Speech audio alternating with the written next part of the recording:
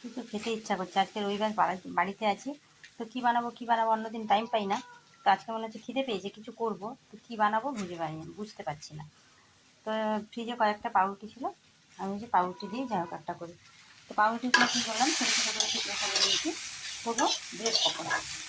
Bread পকোড়াটা আমার বেশ ভালো লাগে, আর আমাদের বাচ্চা কাচ্চাও ব্রেড পকোড়াটা ভালো লাগে। মানে ছোয়া পকোড়া থেকেও আমার ব্রেড পকোড়াটা বেশি ভালো লাগে। তো ব্রেড আছে, তার সঙ্গে নিয়েছি পেঁয়াজটা পরিমাণ মতো দিতে হবে। কাঁচা লঙ্কা থাকলে ভালো, আমার কাঁচা লঙ্কা নিয়ে গোলমরিচ গুঁড়ো করে নিয়েছি। আর একটু শুকনো লঙ্কা, বাটা শুকনো লঙ্কা দিলেও একটু বেশি দিই। তোমাদের যদি কাঁচা লঙ্কা দাও এখানে ভালো হয়, কোনো মানে অসুবিধে নেই। তো আমার কাঁচা লঙ্কা নেই বলে আমি এখানে শুকনো লঙ্কা ব্যবহার করছি। শুকনো লঙ্কা এতটা দেবো না, অল্প একটু দেবো। আর দেবো গোলমরিচের গুঁড়ো। তো নিয়েছি, এবারে আমি একটা ব্যাটার তৈরি করবো। তো চলো দেখাচ্ছি তোমাদেরকে। ব্যাটারটা তৈরি করার জন্য নিয়ে নিয়েছি ময়দা, দুটো ডিম, ময়দা অল্প নিয়েছি, আমি বেসন মেশাবো। 4:1 করলে হবে। তো অল্প ময়দা নিয়েছি, দুটো ডিম, একটু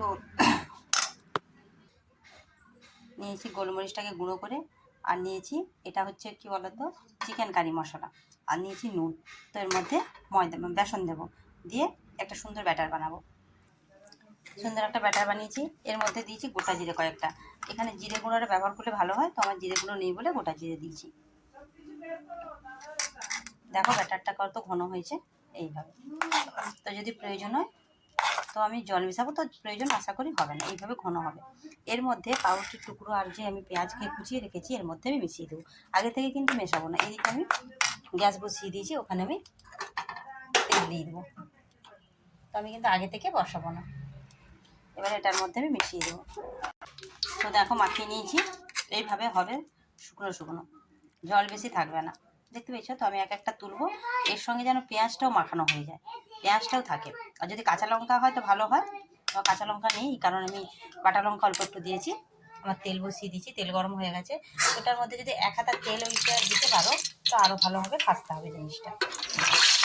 একটু গরম তেল দিয়ে দিলাম, এবার আমি ভাজতে থাকবো। তো তেলের মধ্যে দেখো আমি দিয়ে দিয়েছি, একটা পকোড়া তুলবো, যাতে ওর মধ্যে বেসনটা মাখানো থাকে আর কিছু পেঁয়াজও থাকে, এমনভাবে মাখাতে হবে। তো একটা তুলে আমি এবার দিয়ে দেবো, দিয়ে 2 পিঠ ভেজে নেবো। তো ডুবো তেলে ভাজতে চাও ভাজতে পারো, আমি ডুবো তেল দিই, তো এটাও ভালো ভাজা হবে। দোকানের মতো একবারে ডুবো তেল যদি ব্যবহার করো, আমি এইভাবে ভেজে নেবো। তো দেখো বন্ধুরা, এই যে উল্টে পাল্টে ভেজে নিয়েছি লাল করে। তো তোমরা ওইভাবে বিকেলের টিফিন যদি করতে চাও, বা কেউ আসলে গরম গরম চায়ের সঙ্গে যদি দিতে চাও, গরম গরম চায়ের সঙ্গে খেতে কিন্তু ভালো লাগবে, কিংবা এমনিও প্লেটে একটু সসের সঙ্গে দিলে ভালো লাগবে। তো যাই হোক, ভিডিওটা আজকে এখানেই শেষ করছি, নেক্সট ভিডিও দেখা হচ্ছে। তো একবার খেয়েও প্লিজ, আর কে কোথা থেকে আমার ভিডিওটা দেখছো প্লিজ প্লিজ প্লিজ একটু জানিও, কোথা থেকে দেখছো প্লিজ একটু জানিও, তোমাদেরকে ধন্যবাদ জানাতে সুবিধা হবে। তো আজকের জন্য বাই, নেক্সট ভিডিও দেখা হচ্ছে।